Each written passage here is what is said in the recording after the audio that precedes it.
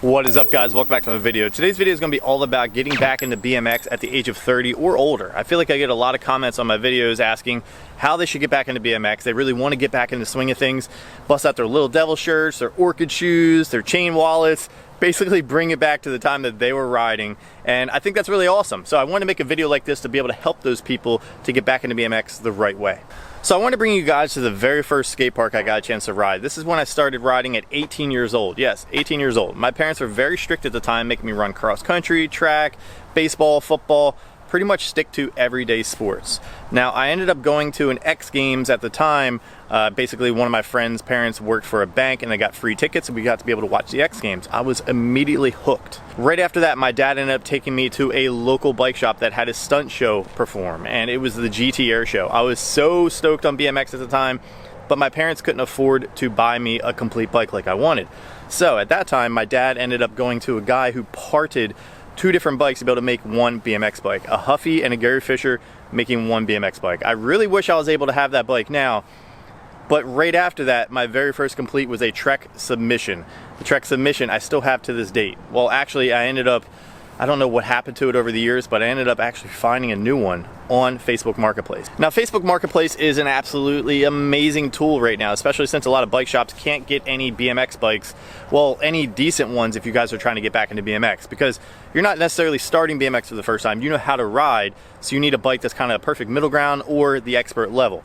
So with that being said, go on Facebook Marketplace, search for a bike that you are familiar with, and try to haggle somebody down on a price. If you still have your old school bike, you definitely want to go over that bad boy. You want to get new tires, you want to check the chain, you want to check the grips, you just want to make sure that bike is structurally sound in order to ride it at the skate park before you get out there. Plus, I feel like it's worth noting that you want to update the bike, because if you haven't ridden in a long time and you're 30 plus years old, a lot of stuff has changed, especially the handlebar height. Speaking of that, I mean, I think at the time when I first started riding, I was riding S&M dive bars, I think, and now I'm riding Snafu Jackson bars, which are 9-inch rise. So going from like 5.5, 6-inch tall rise to 9-inch rise, that'll play a big factor, not only with like how you feel riding, but you know, your overall riding experience as well. Speaking of how you should feel riding, you're no young buck anymore. You can't just jump up out of bed and start riding. You might have other priorities such as a job, kids, or, you know, with old age and not riding as much anymore, you're gonna be hurting as soon as you start riding. So you wanna bring out that Advil, you want to bring out that like BioFreeze or some type of CBD ointment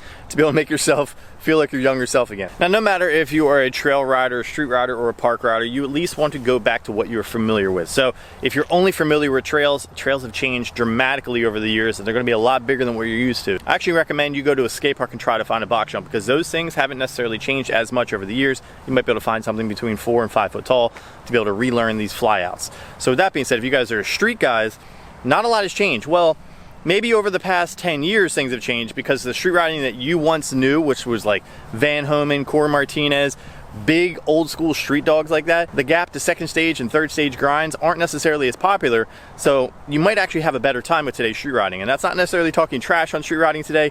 I just think it's a lot easier because there's not as much risk involved as there was back then. So with that being said, you want to try to find ledges like this, rails like this, to be able to try to familiarize yourself again with the bunny hop technique in order to get these rails. So this skate park actually behind me is really, really wet, and I wasn't anticipating it to be this wet to be able to get the session in. So we're gonna head to a different skate park right now to walk you guys through the process of getting the fundamentals back and getting back into BMX. All right, so now transitioning to Glasgow Skate Park. This park is about 10, almost 11 years old. Now, there's been a big change between skate parks like you just saw, which I'm sure you grew up riding, to these type of skate parks. These type of skate parks are now street oriented. What I mean by that is there's gonna be a lot more of bank transitions as well as ledges at a skate park. You very rarely ever see transitions such as box jumps or quarter pipe to wedges, stuff that you're used to riding. You're gonna see stuff like bowls or hip transitions like you see here, and lots of different ledges all over the skate parks. Most skate parks do have bank flyouts like you'll see over there. So if you're coming from a dirt jumping background, a bank flyout might be the best thing for you to kind of relearn and gain that confidence back, which I'm gonna show you, I guess, how to relearn and gain that confidence by doing a couple flyouts right now. Show you the approaching speed, show you to compress your body again, and be able to land softly to where you're not gonna necessarily hurt yourself, because a lot of times people forget how to land and they end up landing so hard that they end up hurting their back. Now when doing a flyout, you wanna make sure you have the right speed when approaching this. You wanna go gradual. because these transitions have definitely changed over the years. A lot of the skateboarding transitions now are steeper at the bottom and mellow at the top, which means it can send you in a nosedive form. I'll try to replicate a nosedive right now without necessarily killing myself, and you'll see how my front end stays down and my back end stays up. Now when approaching, you want to make sure you have the right speed to be able to pre-compress and gauge to be able to get that bunny hop to where you're even in the air, because you want to be able to make sure that you get it right every single time. Now gradually take your speed faster and faster, little by little though, because if you go too fast, too quick, you end up doing that nosedive that we talked about earlier. Now in order to go higher, you don't necessarily need to go faster, you just need to compress a little bit more and use your upper body strength to be able to get that back wheel higher. Now remember, when you are getting back into riding, don't just go out full force. Don't just try to do everything that you thought you knew how to do from back in the day. You need to go back into it slowly. Your mind doesn't necessarily work the same, doesn't work at that rapid pace that it used to. I'm not saying that it can't, I'm just saying that your mind isn't trained in that way anymore, so you need to retrain it to be able to think like it did. The reaction time is what you need to get back.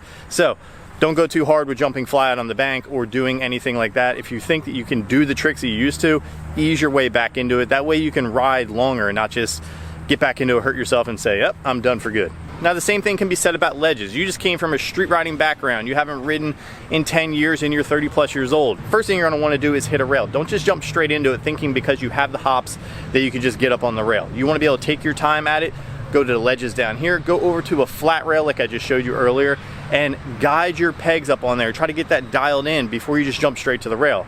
Kind of the same thing can be said with, I guess, going too hard too fast. You're gonna end up hurting yourself and not wanting to get back into it. So with that being said, ease your way up to it. Let's hit up the small rail right now, kind of ease our way up to it, show you the approachable speed, show you how to get on it softly to where you're not just gonna, I guess, vibrate your peg off of the rail, and then also jump off of the rail executing it smoothly to where you're not gonna necessarily hurt yourself. So there is a technique, we gotta remind ourselves what technique is, so let's get to it. Now with smaller down rails like this, you're gonna have the option to be able to build your confidence up.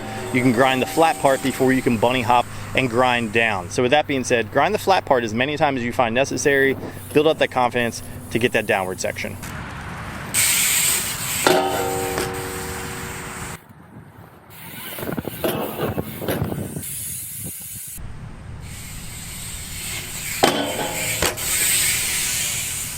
Now taking it up to the big rail, you want to make sure you have the right speed when approaching this. I'm sure a lot of you guys already know your bunny hop technique, but you want to make sure you master this again to be able to get it up and on the rail.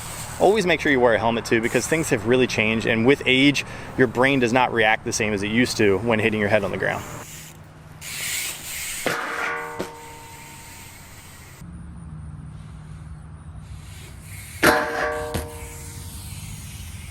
All right, so there are going to be other obstacles at a skate park, such as these mani pads here, or even ledges like this that are curved around that you can bunny hop and manual on. Now, riding back in the day, a lot of people used to just do pull-up manuals and not necessarily bunny hop into it. So the first thing you're going to want to do is get back into your manual game and see if you can manual pads like this.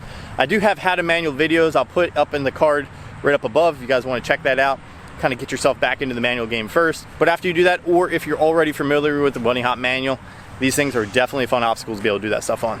Now the next thing you're going to notice after getting back into riding is there's a lot of concrete bowls, and they're really intimidating if you haven't ridden one before.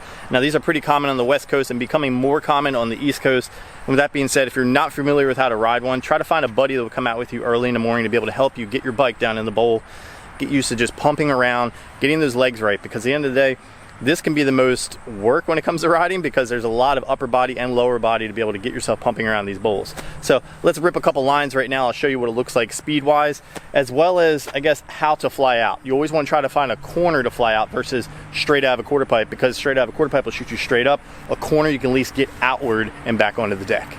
And when lowering your bike down, you want to make sure you at least have your foot traction good enough that you're not just dragging your bike down and damaging the ramp. Having a friend nearby to be able to help you bring your bike down will always help. When the bike is down there, you can pump back and forth to be able to build up that leg strength again, also using your arms to be able to push your bike faster. Once you gain more confidence and you understand the lines of the bowl, you can ride the bowl just like this.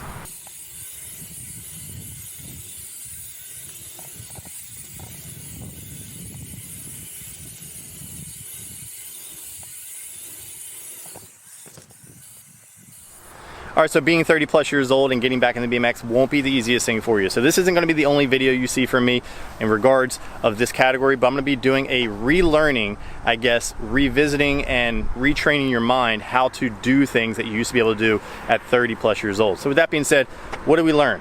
We need to be able to get a new bike if you don't already have one. So you either want to go to a bike shop or Facebook Marketplace and search for one that fits the riding style that you want to do. A lot of these bikes out there don't have brakes on them or even brake mounts. So if you come from a riding background where you're used to riding brakes, make sure you try to find a bike that has brakes on them. If you're a dirt rider, you don't want to go straight to the trails. You want to go to a skate park that has a box jump, something that familiarizes yourself with to be able to get back on the trails and learn how to pump and get that momentum back. If you're a street rider, street game has definitely changed over the years. Like I said, there has been a lot of differences between street riding back about 10, 15 years ago to now. So you might find yourself actually learning stuff a lot easier these days. Now, being a park rider, you're going to want to just get right back in the swing of things and be like, oh, I can air this quarter pipe and I can do that, I can do this. You want to retrain your mind. Your mind and your reaction time are different now because you haven't been doing it as much, if at all, over the past 10 years or so.